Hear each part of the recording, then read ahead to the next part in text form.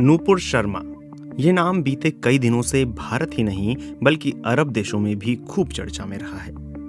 BJP की प्रवक्ता रहीं नूपुर शर्मा ने करीब 10 दिन पहले एक टीवी डिबेट में पैगंबर मोहम्मद को लेकर विवादित टिप्पणी की थी।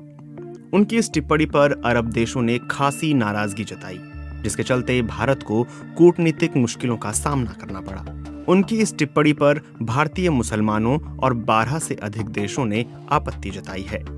इसके बाद बीजेपी ने नूपुर शर्मा को पार्टी से निलंबित कर दिया।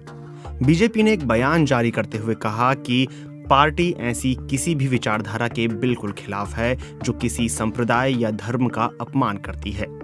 साथ ही बीजेपी ने लिखा कि वह सभी धर्मों का आदर करती है और किसी भी धार्मिक महापुरुष के किसी अपमान की पुरजोर निंदा करती है।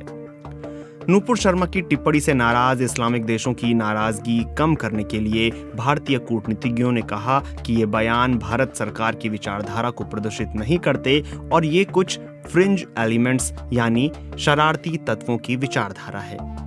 हालांकि कई लोगों का कहना है कि नूपुर शर्मा बीजेपी का फ्रिंज एलिमेंट नहीं है। तो आइए जानते हैं आखिर कौन है नूपुर शर्मा। बीजेपी से निलंबित किए जाने से पहले तक 37 साल की वकील रहीं नूपुर शर्मा आधिकारिक तौर पर बीजेपी की प्रवक्ता थीं। नूपुर शर्मा ने दिल्ली यूनिवर्सिटी के कानून विभाग से पढ़ाई की है। उन्होंने अपने राजनीतिक करियर की शुरुआत साल 2008 में उस वक्त की जब वो अखिल भारतीय विद्यार्थी परिषद यानी ABVP की उम्मीदवार के तौर पर दिल्ली यूनिवर्सिटी छात्र संघ की अध्यक्ष चुनी गई।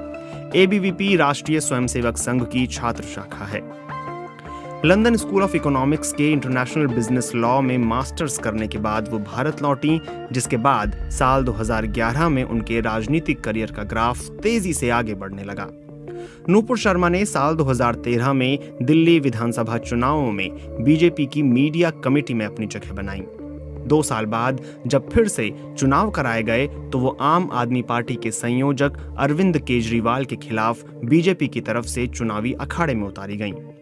इसी दौरान उन्हें आधिकारिक तौर पर दिल्ली का पार्टी का प्रवक्ता बनाया गया और फिर 2020 में उन्हें बीजेपी की राष्ट्रीय प्रवक्ता बनाया गया।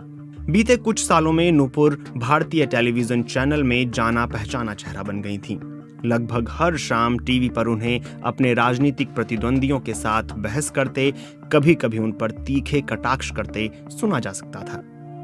पार्टी से निलंबित किए जाने के बाद नूपुर शर्मा ने एक बयान जारी किया और कहा कि वो बिना शर्त अपनी टिप्पणी वापस ले रही हैं।